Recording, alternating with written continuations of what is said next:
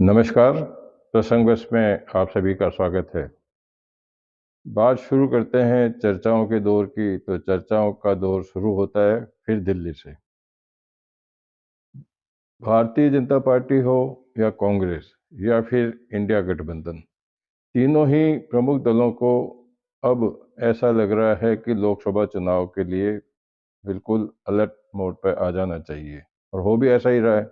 वो हो इसलिए रहा है कि भारतीय जनता पार्टी ने अपने मिशन चॉइस को लेकर के दिल्ली में प्रदेश अध्यक्षों की, भाजपा के प्रदेश अध्यक्षों की, महासचिवों की एक महत्वपूर्ण बैठक बुलाई, जिसमें प्रधानमंत्री नरेंद्र मोदी, अमित शाह सहित केंद्र के बड़े नेता भी मौजूद रहे। जिसमें मुख्य रूप से यह तय किया गया कि जो राजस्थान, मध्य प्रदेश और छत्तीसगढ़ में जो चुनाव परिणाम भाजपा को पक्ष में मिले, पक्ष में क्या मिले, काफ़ी अच्छे मत सीटें उनको मिली। तो उसको लेकर के अब उन्होंने ये लगाया कि उस किस कारण से वो तीनों राज्यों में अपनी जीत का झंडा फहरा पाई। तो मंथन के बाद में ये पाया गया कि बूथ मैनेजमेंट का सबसे बड़ा इसमें सहयोग रहा।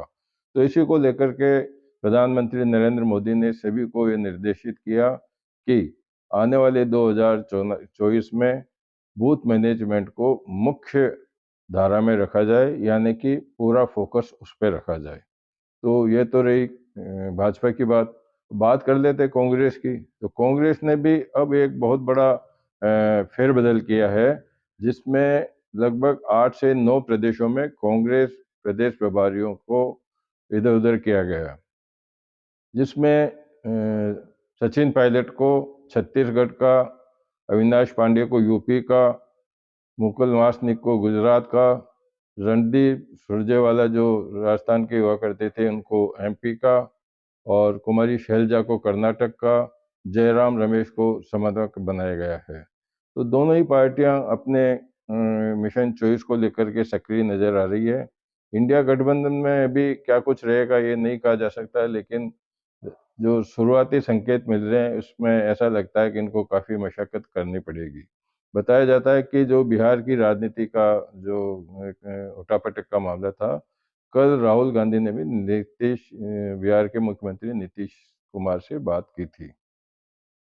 तो इसके साथ-साथ में ये बात कर लेते हैं कि केजरीवाल का संकट कम होता नज़र नहीं आ रहा है। जहाँ शराब कांड, जो दिल्ली सरकार का जो शराब कांड वाला मामला है, उसमें ईडी के 2 बार नोटिस मिल गए, इसके बाद में भी वो नहीं पहुँचे।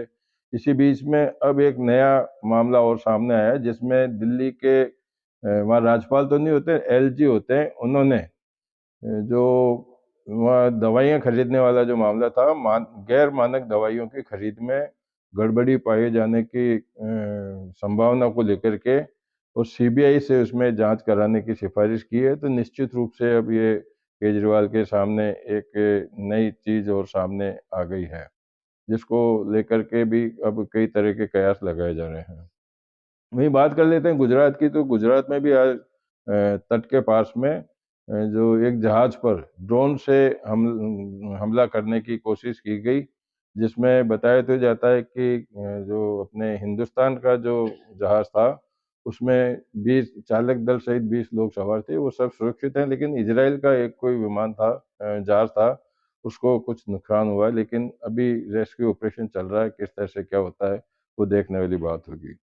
अब बात कर लेते हैं मध्य प्रदेश की। तो मध्य प्रदेश में डॉक्टर मोहन सिंह यादव ने आज उज्जैन में, उज्जैन वैसे इंदौर और उज्जैन बिल्कुल अगल-बगल में ही हैं, लेकिन इंदौर जो है छक्का मार रहा है स्वच्छता के अभियान में। लेकिन अब आज उन्होंने चौंकाने वाली बात ये कही कि उज्जैन में उन्होंने खुद ने झाड़ू लगाई वहाँ पर, और झाड़ू लगाने के बाद में जितने भी लोग थे उनको संकल्प भी दिलाया, स्वच्छता का संकल्प दिलाया। तो ये भी एक चर्चा का मुद्दा हो गया। लेकिन उन्होंने सबसे बड़ी बात है कि 2028 में जो संघर्ष होने वाला है उज्जैन के अंदर, यानी कि जो कुंभ का मेला जो लगेगा, उसको लेकर के उन्होंने ये निर्देशित किया है कि जो 2028 में उज्जैन में कुंभ का मेला होगा, वह ऐतिहासिक होना चाहिए। वहाँ हर आने वाले जो श्रद्धालु हैं, उनको किसी भी तरह की कोई तकलीफ नहीं हो। तो आज लगभग 5 साल पहले उन्होंने अभी तो इससे पहले नासिक में होने वाला है, लेकिन उन्होंने 2028 को लेकर के और वहाँ के एडमिनिस्ट्रेशन को काफ़ी कुछ सचेत कर दिया है। इसके साथ ही कल वो वहाँ मोहन यादव अपने दोनों उप मुख्यमंत्रियों के साथ में बड़े केंद्रीय नेताओं से भी मुलाकात की थी, जहां 5,727 करोड़ रुपए 5,727 करोड़ रुपए का एक विशेष व्यक्ति पैकेज मध्य प्रदेश सरकार को दिया गया है। तो ये बात हो गई मध्य प्रदेश की। अब राजस्थान में वापस आते हैं अपन, तो राजस्थान की बात करते हैं तो मंत्रिमंडल को लेकर के अभी तक कोई संकेत ऐसे नहीं मिल रहे हैं कि मंत्रिमंडल का गठन कब होगा। हर दिन एक एक दिन निकलता जा रहा है, मीडिया भी कई कयास लगा चुके हैं, सोशल मीडिया में भी कई कयास लगाए जा रहे हैं और राजनीतिक हलकों में भी चर्चा है कि हाँ, अब ये मंत्री होंगे, वो मंत्री होंगे, लेकिन अभी तक ये जो एक पोटली बंधी हुई है वो अभी खुली नहीं है। अब आज जो नई चर्चा आई है कि उसमें यह है कि मुख्यमंत्री भजनलाल शर्मा और दोनों उप मुख्यमंत्रियों ने सीपी जोशी के साथ में वहाँ प्रस्तावित मंत्रिमंडल की सूची तो सौंप दी थी, लेकिन सूची वापस नहीं आई है। अब इस बात में कितनी सच्चाई है, ये बात देखने वाली होगी। लेकिन इसके साथ में कुछ लोगों का मानना यह भी कि क्योंकि राज्यपाल 2 दिन से जैसलमेर थे, कल भी संभवतः जैसलमेर रहेंगे, तो इसलिए भी मंत्रिमंडल टाला जा रहा है। लेकिन इस बात में इतना नहीं कि अगर मंत्रिमंडल का गठन होना है तो राज्यपाल अपनी यात्रा को स्थगित भी कर सकते थे। बहरहाल मंत्रिमंडल के मामले में संशय बना हुआ है।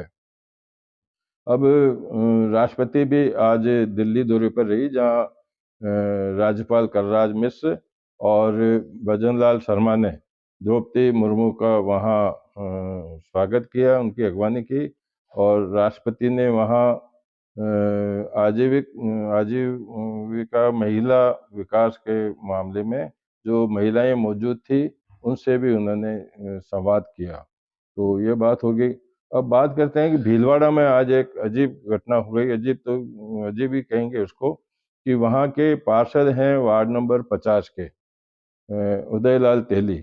उनका एक वीडियो वायरल हुआ था जिसमें उन्होंने कुछ भूमाफियाओं पर एक बड़े व्यवसायी पर आरोप लगाए कि वो उनको बेवजह परेशान करते हैं, उनको पट्टे दिलाने के लिए परेशान करते हैं। आज जब वो किसी सैलून पे शेविंग कराने के लिए गए थे तो वहाँ उनकी फैट वगैरह भी पकड़ ली। उनका एक वीडियो वायरल हो रहा है जिसमें परेशान होकर के वो ये कहते हुए नजर आ रहे हैं कि मैं इस सबसे परेशान होकर के, क्योंकि मेरे वार्ड वासियों के सामने मेरी बेइज्जती हुई है, मैं अब आत्महत्या करने जा रहा हूँ और इसके लिए ये दोनों दोषी होंगे। उसके बाद में उन्होंने विषाक्त पदार्थ का सेवन भी कर लिया। उसके बाद में उनको एमजी अस्पताल में आईसीयू वार्ड में भर्ती कराया गया, जहाँ नगर परिषद के सभापति और विधायक विट्ठल अवस्थी के साथ साथ में कई पार्षद भी वहाँ पहुंचे। अब इस मामले में अभी जांच चल रही है। इसी के बाद साथ में बात कर लेते हैं कि शाहपुरा के एक विधायक हैं जो अभी नवनिर्वाचित विधायक हैं, लालचंद जी बेरवा, उनका भी एक वीडियो वायरल हो रहा है। उस वीडियो वायरल में भरी सभा में जहाँ लगभग काफी तादाद में क्षेत्र के लोग मौजूद हैं, वहाँ वो एसडीएम को यह कहते हुए नजर आ रहे हैं, उनको ये चेतावनी दे रहे हैं या धमकी दे रहे हैं, वो आपको वीडियो में खुद को दिखाई दे जाएगा। उन्होंने कहा कि तुम्हारी नौकरी खतरे में पड़ जाएगी, अभी तुम्हारी नौकरी नई नई है, तो अब इतनी भीड़ के सामने जब किसी प्रशासनिक अधिकारी को इस तरह से किया जाता है तो आप संभावना लगा सकते हैं कि दूसरे उनके अधीनस्थ उनको कैसे किस दृष्टि से देखेंगे। बताया जाता है कि कोई अतिक्रमण के मामले में उन्होंने कहा था, लेकिन कहने करने का भी एक तरीका होता है और अधिकारी तो अधिकारी होते हैं। लेकिन अब क्योंकि विधायक हैं, विधायक महोदय कुछ भी कर सकते हैं, कह सकते हैं। तो इसके साथ में चलते चलते मैं बात कर लेते हैं कि हैदराबाद के अंदर अंकुरा अस्पताल में आज शाम को भयंकर आग लग गई, जिसमें कई मरीज फंसे हुए हैं। कई दमकलें और कई सुरक्षा दल वहाँ रेस्क्यू ऑपरेशन में भी जुटे हुए हैं। इसी के साथ में भरतपुर में जो भाजपा के देहात जिला महामंत्री हैं ब्रजेश अग्रवाल, उनको एक धमकी भरा पत्र आज मिला है जिसमें कहा गया है कि आप राजनीति से दूर हो जाओ, अगर राजनीति से दूर अगर आप नहीं हुए तो आपके दोनों पुत्रों की हत्या कर दी जाएगी। अब वो एक तरफ जहाँ मुख्यमंत्री कह रहे हैं कि गैंगस्टर्स पर कार्रवाई होनी चाहिए, तो लेकिन इस तरह के विपरीत जो इस तरह के लोग हैं उनकी भी कोई भूमिका में कमी नज़र आती नहीं रही है। अब एक 2016 के मामले में जो ओसिया के विधायक हैं भैरूराम सियोल, उनके खिलाफ भी सीबीआई ने एक चार्जशीट पेश की है जिसमें आरोप लगाया गया है कि 2016 में उनके जो सिक्योरिटी गार्ड थे, उनके ठेके के मामले में उन्होंने करोड़ों रुपए का गबन किया। तो ये सब सारी बातें हैं जो आपके सामने जो चर्चाओं में थी, मैंने आपके सामने शेयर की है। कल फिर मिलेंगे नई चर्चाओं के साथ में, लेकिन आप 2 वीडियो जो वायरल हो रहे हैं, वो आप अवश्य देखिएगा, जिसमें एक विधायक जी का है और दूसरा है पार्षद उदयलाल चौधरी का। नमस्कार। बदल जाएंगे। मैंने इनको बता दिया कल की तारीख में वो मेट चेंज होके ये मुझे बताएंगे। सारे मेट चेंज हो जाएंगे, दूसरे लग जाएंगे। और भी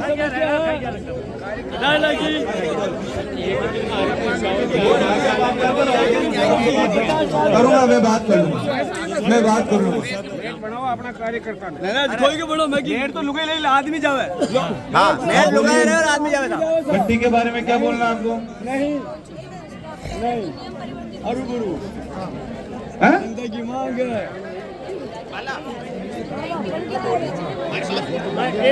भला मैं बात करूं कलेक्टर साहब से? हैं? आपको तकलीफ हो जाएगी फिर। मैं नई नौकरी है, मैं फिर कह रहा हूं, आप भाई बेस मत करिए। आप किससे भी बेस कर रहे हैं? आपको पता है आपसे जब अतिक्रमण किया गया था, जब आपसे पूछा गया था क्या 90B की रसीद कटी हुई है क्या?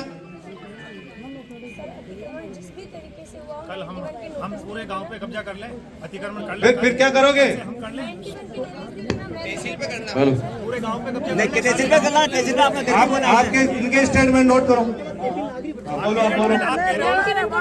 पूरा तालाब पे कब्जा है क्या? पूरा तालाब पे कब्जा नहीं है क्या? पूरा तालाब पे कब्जा है क्या मैडम? पानी की आग भी रोकती मैडम। ठीक है, मैं बात तालाब का आग रोकती, पानी के आग। मैं पार्षद उदयलाल तिल्ली, मेरे को 15 दिनों से इतनी धमकियां मिल रही है और इतने बदनाम करने की साजिश चल रही है। भगत जी सेन और उनके दोनों लड़कियों द्वारा मेरे ऊपर 3 बार हमला किया गया है, जिसकी मैंने पुलिस थाने में भी रिपोर्ट दी।